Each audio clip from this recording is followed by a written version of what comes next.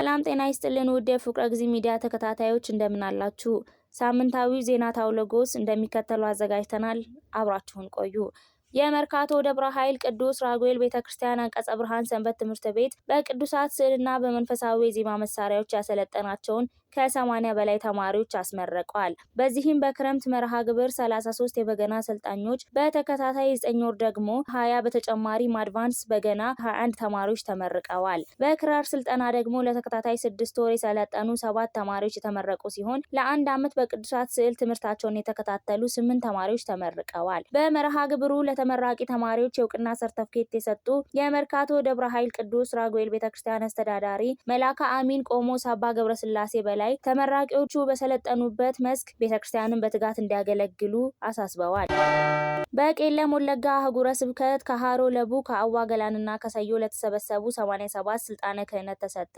በአዋ ገላንና በሰዮ ወረዳ የሚገኙ 5 የተዘጉ አብያተ ክርስቲያናት ዳግም ወደ አገልግሎት ተመለሱ። በብፁዕ አቡነ ሩፋኤል የቄለም ወለጋ፣ የቤንሻንጉል ጉሙዝ አሶሳ፣ የጋምቤላና ደቡብ ሱዳን አህጉረ ስብከት ሊቀ ጳጳስ ከሃሮ ለቡ ከአዋ ገላንና ከሰዮ ለመጡ ለ87 ደቀ መዛሙርት የድቁና እንዲሁም ለ34 ዲያቆናት የቅስና ማዕረግ በድምሩ ለ121 አገልጋዮች ስልጣነ ክህነት ሰጥተዋል። በተያያዘው ዜና በአዋ ገላንና በሰዮ ወረዳ የሚገኙ 5 የተዘጉ አብያተ ክርስቲያናትን በማስከፈት ብፁዕነታቸው በልዩ ልዩ ስፍራ የሚገኙ የመንፈስ ቅዱስ ልጆቻቸውን በማስተባበር ለአብያተ ክርስቲያናቱ መገልገያ የሚሆን ልብሰ ተክህኖ፣ ጠዋፍ፣ ዕጣን፣ ዘቢብና ሻማ ድጋፍ አደረጉ።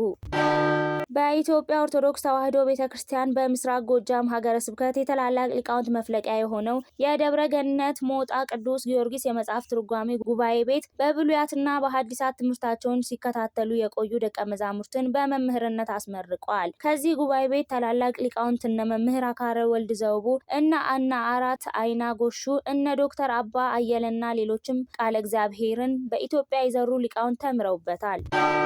በኬንያ የመርሳ በዳሳ ቅዱስ ጊዮርጊስ ቤተክርስቲያን ቡራኬ የመገናኛ ብዙሃን አገልግሎት ስርጭት የበላይ ሰሜንና ምስራቅ አፍሪካ አህጉረ ስብከት ሊቀ ጳጳስ ተፈጽሟል። በ1966 ዓ.ም በሀገራችን በተከሰተ የመንግስት ለውጥ ተከትሎ ከ67 በላይ የሚሆኑ አባወራዎች ተሰደው በመርሳ ቤት አካባቢ በኖሩበት ወቅት በየጊዜው የገጠማቸውን በርካታ ፈተናዎች በታላቅ ተጋድሎ እንዳለፉ ይነገራል። በአካባቢው የኢትዮጵያ ኦርቶዶክስ ተዋሕዶ ቤተክርስቲያን ባለመኖሩ በመንፈሳዊ ሕይወታቸው ላይ ከፍተኛ ተጽዕኖ ፈጥሮባቸው ነበር። ነገር ግን እጅግ ጠንካራ አባቶች ስለነበሩ በየጫካውና በየወንዙ ዳር እየተሰበሰቡ የምህላ ጸሎት እያደረጉ ቤተክርስቲያን ሳንተክል ስጋ አንበላም፣ ወተን አንጠጣም በማለት በጾም ተወስነው ብጽዕት ገብተው ብዙ ተጋድሎ ፈጽመዋል።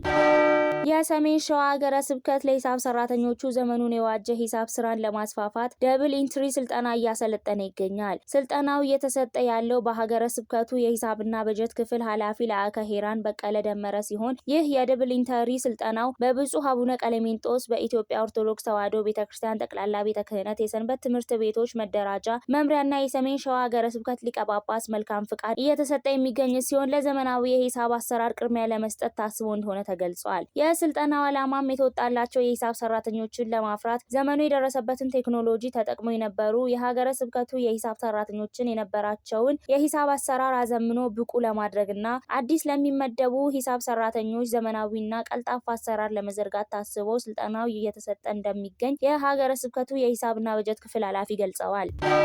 የሀዲያና ስልጤ ሀገረ ስብከት 44ኛ ጠቅላላ ሀገረ ስብከት አቀፍ የሰበካ መንፈሳዊ ጉባኤን የጀመረ ሲሆን ጉባኤው ህዳር 13 2018 ቀን በብፁዕ አቡነ ሕርያቆስ አዲስ አበባ ሀዲያ ስልጤ ሀገረ ስብከቱ ሊቀ ጳጳስ መሪነት ተጀምሯል። ለቅድስት ቤተክርስቲያን የሚጠቅሙ ውሳኔዎችን በማስተላለፍ ፍጻሜውን አግኝቷል። የአዲስ አበባ ሀዲያና ስልጤ ሀገረ ስብከት ሊቀ ጳጳስ ብፁዕ አቡነ ሕርያቆስ ለጉባኤው ተሳታፊዎች ባስተላለፉት ቃለ በረከትና የስራ መምሪያ አስተላልፈዋል። ለሳምንቱ ያዘጋጀናቸው ዜናዎች ይህን ይመስሉ ነበር።